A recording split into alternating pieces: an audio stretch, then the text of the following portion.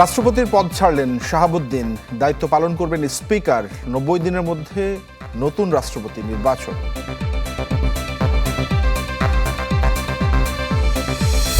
রাষ্ট্রের ঘাট থেকে নামল স্বৈরাচারের দোসর, মন্তব্য জামাতের।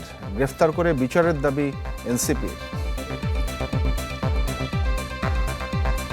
এই ফ্যাসিস্টের দোসর দুর্নীতিবাজ রাষ্ট্রপতিকে অপসারণ করে তাকে পদত্যাগের সুযোগ না দিয়ে তাকে অপসারণ করে তাকে গ্রেফতার করা। দেরিতে হলেও জাতির ঘাট থেকে স্বৈরাচারের একটা কালো ছায়া সরে গেল। ঢাকা সহ দেশের বিভিন্ন স্থানে তীব্র গ্যাস সংকট, উৎপাদন ব্যাহত হওয়ার পাশাপাশি নাকাল নগরবাসী।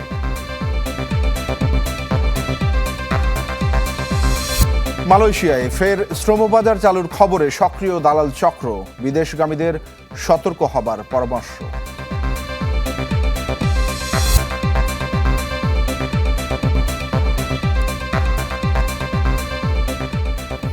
শুভেচ্ছা, আপনাদের সবাইকে আমন্ত্রণ চ্যানেল 24 সকাল 9টার খবরে। শিরোনামগুলো শুনছিলেন, পুরো আয়োজনের সঙ্গে থাকবো আমি তানফির আহমেদ। নানা গুঞ্জন, আলোচনা এবং সমালোচনার পর অবশেষে রাষ্ট্রপতির পদ ছাড়লেন মোহাম্মদ শাহাবুদ্দিন। স্বাস্থ্যগত কারণ দেখিয়ে শুক্রবার বিকেলে স্পিকারের কাছে পদত্যাগপত্র পাঠান তিনি। তা গ্রহণ করে ভারপ্রাপ্ত রাষ্ট্রপতির দায়িত্ব নিয়েছেন স্পিকার হাফিজউদ্দিন আহমদ। সংবাদ সম্মেলনে তিনি জানান, সংবিধানের আলোকেই এই সিদ্ধান্ত। বলেন, মাফিয়া সরকারের সময় দায়িত্ব নিলেও জনগণের সরকারের প্রতি শ্রদ্ধাশীল ছিলেন শাহাবুদ্দিন। রাষ্ট্রপতি পদে মোহাম্মদ শাহাবুদ্দিন থাকছেন না এমন গুঞ্জন ডালপালা মেলেছিল দুদিন আগেই। নানা ঘটনা প্রবাহের পর সব জল্পনার অবসান হয় শুক্রবার বিকেল 5টার একটু আগে। আনুষ্ঠানিকভাবে বঙ্গভবন থেকে শাহাবুদ্দিনের পদত্যাগপত্র এসে পৌঁছায় সংসদ সচিবালয়ে। বঙ্গভবন থেকে পাঠানো পদত্যাগপত্রে গুরুতর অসুস্থতার কারণে শারীরিক ও মানসিক অসামর্থ্যতাকে পদত্যাগের কারণ হিসেবে জানান শাহাবুদ্দিন চুপ্পু। সংসদের শপথ কক্ষে সংবাদ সম্মেলন শুরু হয় ঠিক বিকেল 5:30টায়। পদত্যাগের পুরো প্রক্রিয়াটি ব্যাখ্যা করেন জাতীয় সংসদের স্পিকার। জানান, গ্রহণ করা হয়েছে রাষ্ট্রপতির পদত্যাগপত্র। সংবিধান অনুযায়ী পরবর্তী রাষ্ট্রপতি নির্বাচিত হওয়া পর্যন্ত রাষ্ট্রপ্রধানের দায়িত্বে থাকছেন তিনি। মহামান্য রাষ্ট্রপতি জনাব মোহাম্মদ শাহাবুদ্দিন তার স্বাক্ষরযুক্ত পদত্যাগপত্র আজ 24শে জুলাই 2026 9 শ্রাবণ 1433 তারিখে রোজ শুক্রবার অপরাহ্ন 5:01 আমার নিকট পদত্যাগপত্র দাখিল করেছেন। ফলশ্রুতিতে সংবিধানের 54 অনুচ্ছেদ অনুযায়ী আমি রাষ্ট্রপতির দায়িত্ব গ্রহণ করেছি। মোহাম্মদ শাহাবুদ্দিনের মঙ্গল কামনা করে হাফিজউদ্দিন আহমদ জানান, গেল সরকারের সময় দায়িত্ব নিলেও বর্তমান সরকারের প্রতি শাহাবুদ্দিন ছিলেন শ্রদ্ধাশীল। তিনি শারীরিক অসামর্থ্যের কারণে পদত্যাগ করেছেন। আমি তার মঙ্গল এবং সুস্বাস্থ্য কামনা করি এবং আমার মনে হয় তিনি মাফিয়া সরকারের আমলে নির্বাচিত হলেও বর্তমানে জনগণের ভোটে যে সরকার নির্বাচিত হয়েছে তার প্রতি তিনি সমর্থন এবং শ্রদ্ধা প্রকাশ করেছেন সবসময়। এই পদত্যাগ ও এর কারণ নিয়ে যেন কোনো ধোঁয়াশা সৃষ্টি না হয় সে আহ্বানও জানান স্পিকার। আমরা আশা করি এই পদত্যাগের ফলে সকল ধোঁয়াশা পরিষ্কার হলো, কোনো ধরনের বিশৃঙ্খলা বা কোনো ধরনের বিরূপ মনোভাব কিংবা কনফিউশন যাতে এসব ব্যাপারে না ঘটে। 2023 সালের 24 এপ্রিল দেশের 22তম রাষ্ট্রপতি হিসেবে দায়িত্ব নিয়েছিলেন মোহাম্মদ শাহাবুদ্দিন। অবশেষে শেষ হলো সব জল্পনা কল্পনার। আনুষ্ঠানিকভাবে দায়িত্ব শেষ করলেন দেশের 22তম রাষ্ট্রপতি মোহাম্মদ শাহাবুদ্দিন। এখন সামনে সবচেয়ে বড় প্রশ্ন, কে হতে যাচ্ছেন দেশের পরবর্তী রাষ্ট্রপতি, যার জবাব মিলবে আগামী 90 দিনের মধ্যে। সাদবিন শফিক, চ্যানেল 24, জাতীয় সংসদ ভবন, ঢাকা। মেয়াদ পূর্ণ করার আগেই বিদায় নিতে হলো মোহাম্মদ শাহাবুদ্দিনকে। নতুন রাষ্ট্রপতি নির্বাচিত না হওয়া পর্যন্ত সেই দায়িত্বে থাকবেন জাতীয় সংসদের স্পিকার হাফিজউদ্দিন আহমদ। রাষ্ট্রপতির পদটি শূন্য হবার পর 90 দিনের মধ্যে নতুন রাষ্ট্রপতি নির্বাচন করবে সংসদ।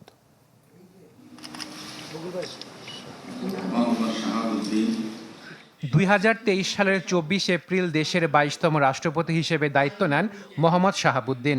তার দায়িত্বকাল ছিল 2028 সালের এপ্রিল পর্যন্ত। তবে মেয়াদ পূর্ণ হবার আগেই বঙ্গভবন ছাড়তে হলো তাকে।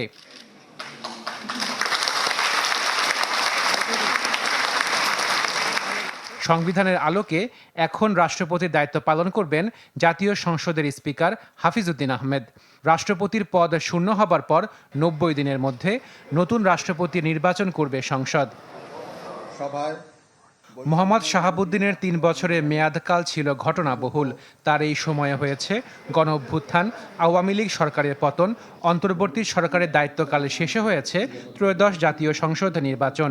তিনিই একমাত্র রাষ্ট্রপতি যিনি ৩ সরকার প্রধানকে শপথ পাঠ করান। অনুরাগ বা বিরাগের বশে এর আগেও একাধিক রাষ্ট্রপতিকে মেয়াদ পূর্ণ না করেই বিদায় নিতে হয়েছে। তবে এবার স্বাস্থ্যগত কারণ দেখিয়ে বিদায় নিলেন মোহাম্মদ শাহাবুদ্দিন। বিশ্লেষকরা বলছেন তার পদত্যাগের অন্যতম কারণ সরকারের সাথে দূরত্ব। বর্তমান সরকারের সাথে রাষ্ট্রপতির একটা আপনার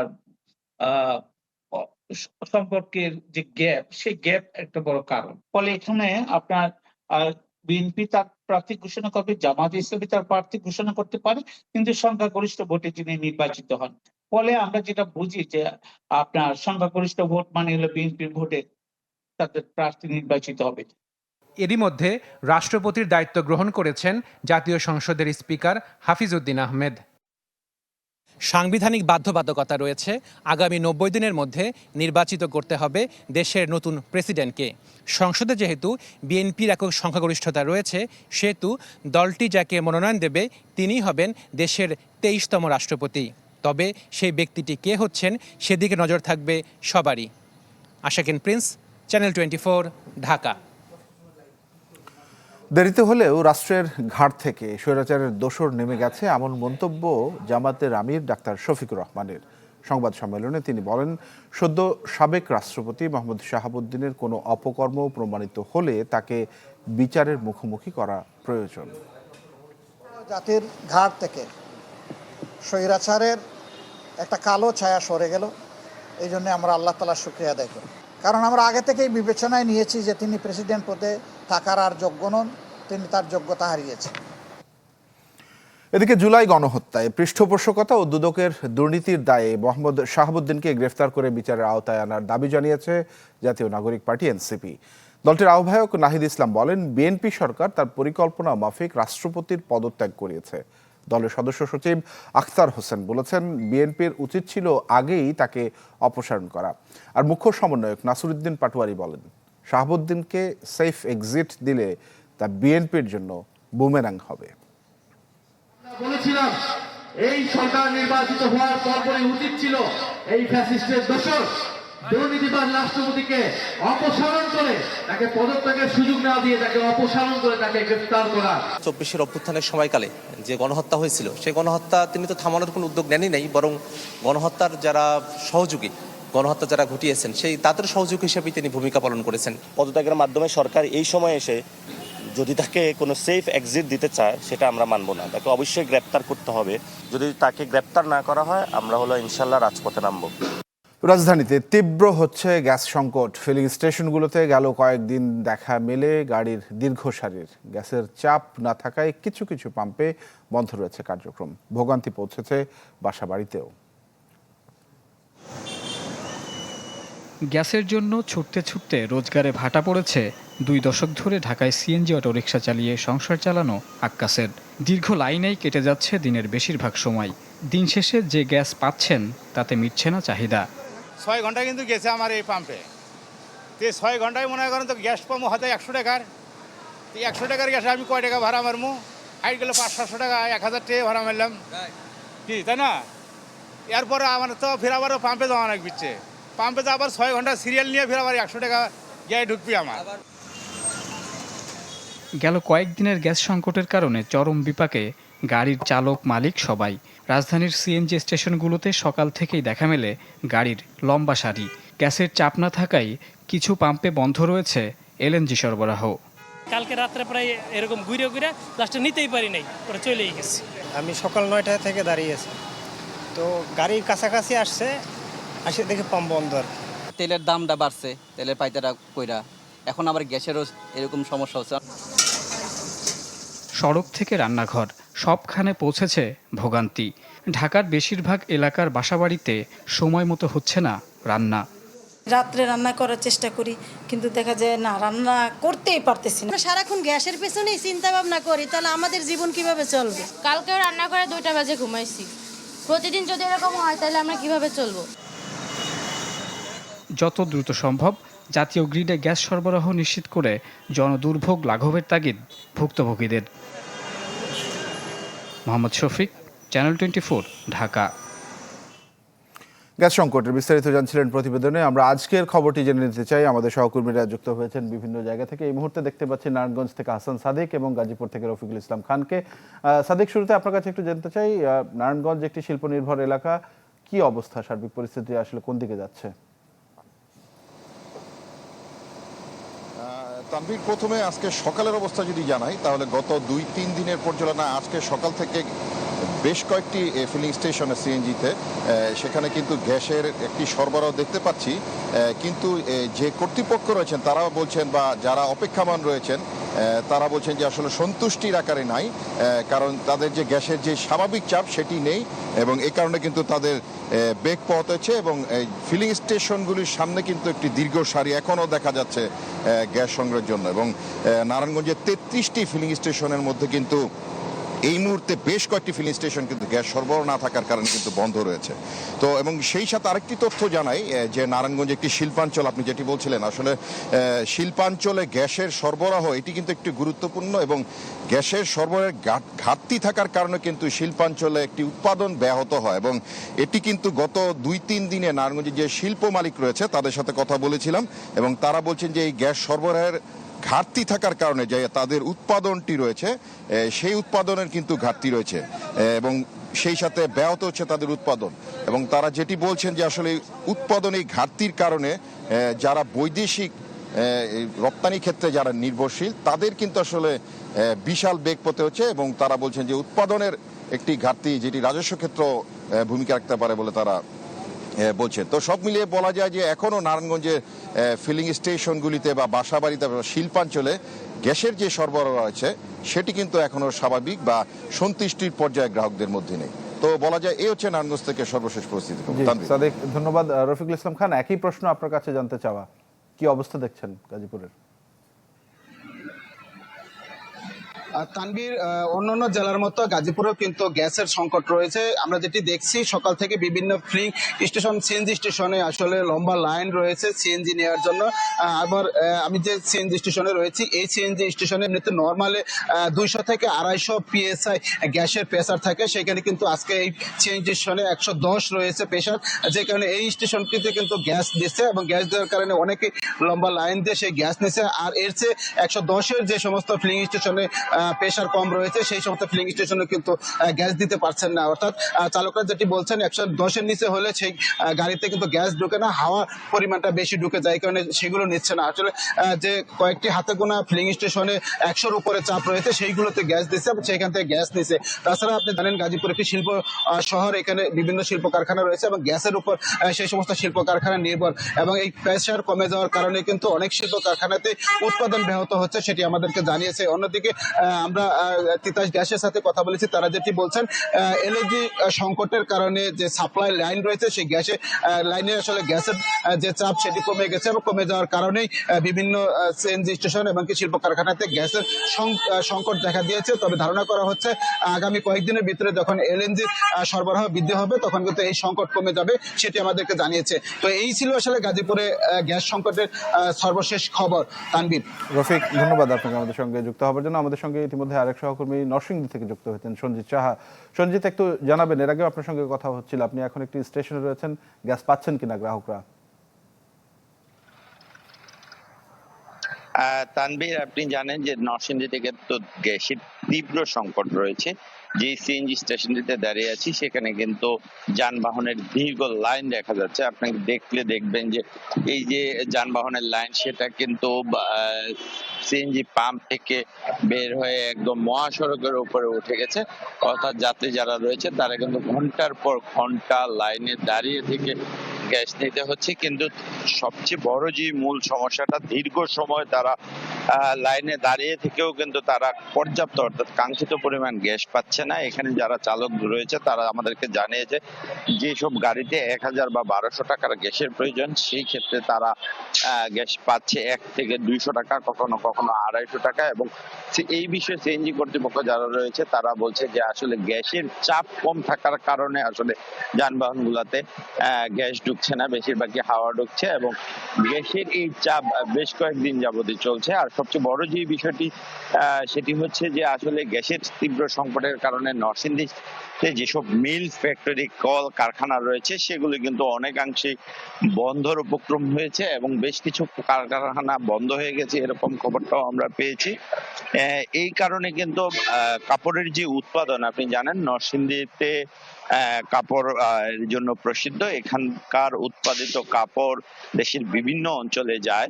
তো এখান থেকে আসলে সারা বাংলাদেশে যেহেতু কাপড়ের 40% চাহিদা মিটিয়ে থাকে, সেখানে এখানে কলকারখানার একটা বড় ভূমিকা রয়েছে। তো এই যে গ্যাস অর্থাৎ বিদ্যুৎ এবং গ্যাস নির্ভরতার কারণে কিন্তু এসব কলকারখানা পূর্ণতা ভাবে কিন্তু উৎপাদন করতে পারছে না, যার ফলে কিন্তু উৎপাদনে ব্যাপক একটি হ্রাস পেয়েছে।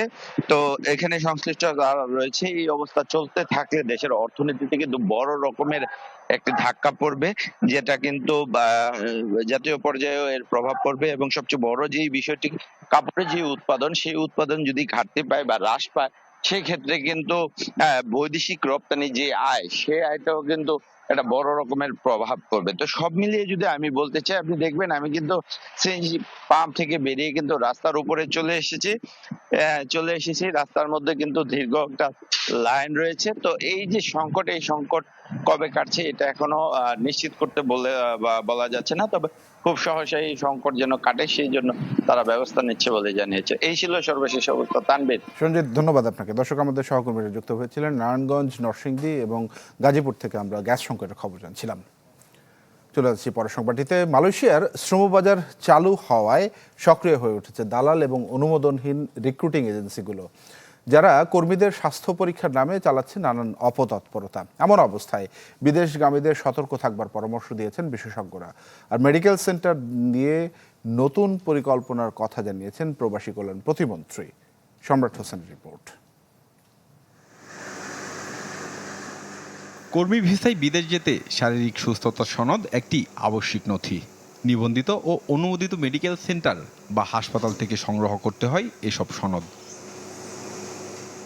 অন্যান্য দেশের মতো মালয়েশিয়াতেও কলিং ভিসার যাত্রায় প্রথম ধাপ এই মেডিকেল চেকআপ।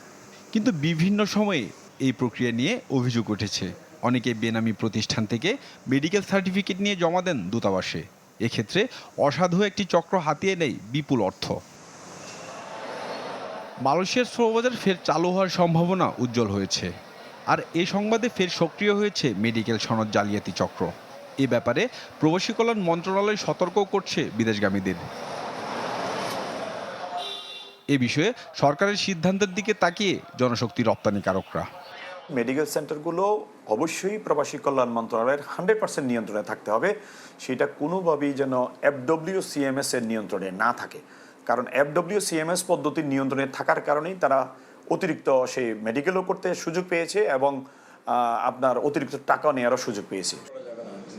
অভিবাসন বিশেষজ্ঞরা মনে করছেন সরকার চাইলে নিজস্ব সক্ষমতায় মেডিকেল সার্টিফিকেট বিষয়ে স্বচ্ছতা আনতে পারে। সরকারি মাধ্যমে হলে সরকারের একটা দায়বদ্ধতা তৈরি হয় এবং একটা জেনুইন সার্টিফিকেট সে পেতে পারে। ইভেন এরকমও করা উচিত যে বিদেশের জন্য যেহেতু সেটার একটা ইংরেজি অনুবাদের একটা ভার্সন থাকা উচিত এবং একটা সার্টিফাইড ডাক্তারের সেখানে সিগনেচার থাকবে, যাতে করে এটা বাইরে সে নিয়ে গেলে সেটা গ্রহণযোগ্যতাটা বৃদ্ধি পায়। আমরা মালয়েশিয়ার শ্রমবাজার খোলার সময় দেখি যে কর্মী নিয়োগ প্রক্রিয়া, টিকিট, ডায়াগনস্টিক একটা দুষ্টচক্রের সঙ্গে জড়িত। আমি আবারও বলছি, যদি আমরা আসলেই মনে করি দেশের স্বার্থ, আসলেই মনে করি প্রবাসীর স্বার্থ, তাহলে আমি মনে করি এই বিষয়গুলো কোনো দুষ্টচক্রের বদলে উন্মুক্ত থাকা উচিত, সরকারি প্রতিষ্ঠানের মাধ্যমে হওয়া উচিত। প্রবাসী কল্যাণ প্রতিমন্ত্রীর কাছে এ বিষয়ে জানতে চাইলে তিনি বলেন, বিদেশগামীদের নিয়ে সরকারের নতুন পরিকল্পনা আছে। মালয়েশিয়াও সেটা নির্দিষ্ট সংখ্যক মেডিকেলের আগেও ছিল, এইবার সবার জন্য ওপেন হওয়ার আমরা চেষ্টা করতেছি, সেটা লাইসেন্স এবং মেডিকেলের ক্ষেত্রে। এবং পরবর্তীতে যদি আমাদের সুযোগ হয় মেডিকেলটা আলাদা না করে আমরা ওই জেনারেল মেডিকেলগুলোর সাথে ট্যাগ করে দিতে চাই। 2022 সালে মালয়েশিয়াগামী কর্মীদের জন্য 2 দফায় 44টি মেডিকেল সেন্টারের অনুমোদন দেয় প্রবাসী কল্যাণ মন্ত্রণালয়। সম্রাট হোসেন, চ্যানেল 24, ঢাকা। দেশের 73টি বেসরকারি মেডিকেল কলেজের 70% বেশি চলছে জোড়াতালি দিয়ে, যেখানে শিক্ষার মানসম্মত পরিবেশ নিশ্চিতের নীতি না মানাই যেন এক নিয়ম। এ সকল প্রতিষ্ঠান থেকে বের হওয়া মানহীন চিকিৎসকরা নেতিবাচক প্রভাব ফেলছে দেশের সেবা খাতে। ইমদাদ হকের রিপোর্ট। দেশে বেসরকারি মেডিকেল শিক্ষা কার্যক্রম শুরু বাংলাদেশ মেডিকেল কলেজ প্রতিষ্ঠার মধ্য দিয়ে 1986 সালে। প্রতিষ্ঠার 4 দশকেও পূর্ণাঙ্গ রূপ পায়নি প্রতিষ্ঠানটি। অভিযোগ, নিজস্ব কোনো ক্যাম্পাস নেই মেডিকেল কলেজটির, শিক্ষক সংকটের পাশাপাশি নেই পর্যাপ্ত টিউটোরিয়াল রুম। অথচ আইন বলছে মেডিকেল কলেজ ও হাসপাতাল হতে হবে নিজস্ব অন্তত 2 একর জমিতে। একই ক্যাম্পাসে মেডিকেল ভবনও হতে হবে ভিন্ন। হাসপাতালে শয্যা সংখ্যা হতে হবে প্রতি শিক্ষার্থীর বিপরীতে 5টি, আর 10 শিক্ষার্থীর বিপরীতে শিক্ষক থাকবেন 1 জন। শিক্ষার্থীদের জন্য থাকতে হবে আলাদা হোস্টেল সুবিধাও। পর্যাপ্ত ইকুইপমেন্ট নাই, পর্যাপ্ত শিক্ষক নাই, পর্যাপ্ত ল্যাব ফ্যাসিলিটি নাই। আপনি তাদেরকে ডাক্তারের সার্টিফিকেট ধরাই দিলেন, ঠিক আছে? সে নিজেকে ডাক্তার দাবি করতেছে। সে যখন ট্রিটমেন্ট করবে আপনার জীবনটা তার হাতে ছেড়ে দিলেন আপনি। কত ভয়ঙ্কর কথা, ঠিক আছে? তো এটার ক্ষতিগ্রস্ত হচ্ছে তো দেশের মানুষ দিন শেষে। শুধু বাংলাদেশ মেডিকেল নয়, এই তালিকায় আছে ঢাকা সেন্ট্রাল ইন্টারন্যাশনাল, আনোয়ার খান modern, Samorita, Shahabuddin medical, Sirajul Islam medical, কিশোরগঞ্জের আব্দুল হামিদ মেডিকেল কলেজ, সিরাজগঞ্জের খাজা ইউনুস, গাজীপুরের তাইরুন নেসা ও রংপুরের নর্দার্ন মেডিকেল কলেজ। স্বাস্থ্য অধিদপ্তরের তথ্য বলছে, নীতিমালার শর্ত পুরোপুরি মানছে না 73টি বেসরকারি মেডিকেল কলেজের অন্তত 51টি। ফলে মানহীন পরিবেশে তৈরি হচ্ছে না মানসম্মত চিকিৎসক। তারা অনেক ক্ষেত্রেই তারা বাণিজ্যিক দিকটাকে আসলে প্রাধান্য দেয় এবং তাদের মানটাকে আসলে শিক্ষার মান অনেক ক্ষেত্রেই হয়তো কম্প্রোমাইজ হয়। তারা এখান থেকে পাশ করবে, তারা অবশ্যই সঠিক সেবা দিতে পারবে না এবং এটা একটা ভয়ঙ্কর পরিণতি হবে আমাদের জনস্বাস্থ্যের উপরে। এটা একটা হুমকি। এসব প্রতিষ্ঠান স্বাস্থ্য মন্ত্রণালয়, স্বাস্থ্য শিক্ষা অধিদপ্তর এবং Bangladesh medical and dental college নিয়মিত তদারকি করলেও কার্যকর পদক্ষেপ নেয়ার নজির নেই। বেশিরভাগ মেডিকেল কলেজ অনুমোদনের ক্ষেত্রে গুরুত্ব পেয়েছে রাজনৈতিক বিবেচনার বিষয়টি, রয়েছে বাণিজ্যিক গুরুত্ব। এর ফলে তৈরি হচ্ছে না গুণগত মানের চিকিৎসক, হুমকিতে পড়ছে দেশের স্বাস্থ্য খাত, আর আন্তর্জাতিক প্রতিযোগিতায় পিছিয়ে যাচ্ছে বাংলাদেশ। ইমদাদ হক, চ্যানেল 24, ঢাকা। রাজধানীর মতিঝিলে মেট্রো স্টেশনের নিচ থেকে বোমা উদ্ধার করেছে পুলিশ। পরে সেটি নিষ্ক্রিয় করেছে ঢাকা মহানগর পুলিশের বোমা উদ্ধার ও নিষ্ক্রিয়কারী দল। ডিএমপি জানায়, শুক্রবার সন্ধ্যা 7:30টার দিকে মতিঝিল মেট্রো স্টেশনের নিচে সড়কে একটি ছাতার ভেতরে বোমা রাখা ছিল। এতে পথচারীদের মাঝে আতঙ্ক ছড়িয়ে পড়ে। উদ্ধার করা বোমাটি আইইডি, ইম্প্রোভাইজড এক্সপ্লোসিভ ডিভাইস। নিষ্ক্রিয় করার সময় বিকট শব্দে বিস্ফোরণ ঘটে। বোমাটি ছাতার ভেতরে কে বা কারা রেখেছে তা শনাক্তে কাজ করছে পুলিশ সহ বিভিন্ন সংস্থা। বোমা উদ্ধারের পর ওই সড়কে কিছু সময় যানবাহন চলাচল বন্ধ থাকলেও মেট্রো রেল চলাচল স্বাভাবিক ছিল। এদিকে প্রশ্নপত্র ফাঁসের জেরে শিক্ষার্থীদের আন্দোলন এখন ভারতের রাজনীতির অন্যতম ইস্যু। দিল্লিতে চলমান বিক্ষোভ ঠেকাতে বন্ধ মেট্রো স্টেশন। কড়া নিরাপত্তা ব্যবস্থার পাশাপাশি সীমিত করা হয়েছে মোবাইল ইন্টারনেট। তবে এ সকল পদক্ষেপেও থামছে না আন্দোলন, বরং দিন দিন বাড়ছে জনসমর্থন। নয়াদিল্লির যন্তর মন্তরে ছাত্র যুবাদের টানা বিক্ষোভে কার্যত অচল হয়ে পড়েছে শহরের গুরুত্বপূর্ণ এলাকাগুলো। প্রশ্নপত্র ফাঁসের ঘটনায় শিক্ষামন্ত্রীর পদত্যাগের দাবিতে চলমান আন্দোলনের মুখে জননিরাপত্তার স্বার্থে বেশ কয়েকটি মেট্রো স্টেশন বন্ধ রেখেছে কর্তৃপক্ষ। পাশাপাশি বিক্ষোভস্থল, রাজধানীর কেন্দ্রীয় বাণিজ্যিক এলাকা এবং আশপাশের বিভিন্ন স্থানে মোবাইল ইন্টারনেটও সাময়িকভাবে বন্ধ রাখা হয়েছে। নির্ধারিত সময়ের আগেই বন্ধ করে দেওয়া হচ্ছে বিভিন্ন মার্কেটের দোকানপাটও। পৌর কর্তৃপক্ষের পরামর্শেই এমন সিদ্ধান্ত জানিয়েছে new Delhi traders association. Decision हमने ये लिया कि हम जल्दी बंद कर लें क्योंकि जो গত কয়েকদিনে যে পরিস্থিতি দেখছি তাতে নিরাপত্তার খাতিরে আমরা দোকানপাট আগে ভাগে বন্ধ করার সিদ্ধান্ত নিয়েছি। প্রতিদিনই সন্ধ্যার পর পরিস্থিতি নিয়ন্ত্রণের বাইরে চলে যাচ্ছে। বিক্ষোভের বিরূপ প্রভাব পড়েছে মানুষের দৈনন্দিন জীবনে। মেট্রো স্টেশন বন্ধ থাকায় বেড়েছে যাতায়াত ব্যয়, পাল্লা দিয়ে বেড়েছে ভোগান্তি। আর ক্রেতা কমে যাওয়ায় ক্ষতির মুখে পড়েছেন ব্যবসায়ীরাও। অবশ্যই আমরা ভোগান্তির মধ্যে দিন পার করছি। সকালে অফিসের সময় মেট্রো স্টেশন বন্ধ থাকে, আবার সন্ধ্যায় অফিস থেকে ফেরার সময় একই অবস্থা। এদিকে বিক্ষোভে অংশ নেওয়া অনেকেই বলছেন, আন্দোলনের কণ্ঠরোধ করতেই মেট্রো স্টেশন বন্ধ, ইন্টারনেটে বাধা এবং সামাজিক যোগাযোগ মাধ্যমে প্রবেশ সীমিত করার মতো পদক্ষেপ নেওয়া হচ্ছে। আন্দোলনে নেতৃত্ব দেয়া ককরোচ জনতা পার্টির দাবি, মে মাসে মেডিকেল কলেজের ভর্তি পরীক্ষার প্রশ্নপত্র ফাঁসে প্রায় 20 লাখ শিক্ষার্থী ক্ষতিগ্রস্ত হয়েছে। এ ঘটনায় একাধিক শিক্ষার্থীর আত্মহত্যার অভিযোগও আছে। এমন পরিস্থিতিতে শিক্ষামন্ত্রীর পদত্যাগ ছাড়া আন্দোলন থেকে পিছু না হটার হুঁশিয়ারি দিয়েছে তারা। রাখি জেসমিন, চ্যানেল 24।